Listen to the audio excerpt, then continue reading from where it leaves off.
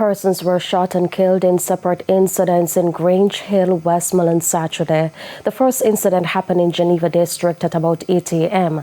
The body of 37-year-old Ricardo Green was found after he was gunned down while riding a motorcycle. The second incident happened in Crowder District at about 3:30 p.m.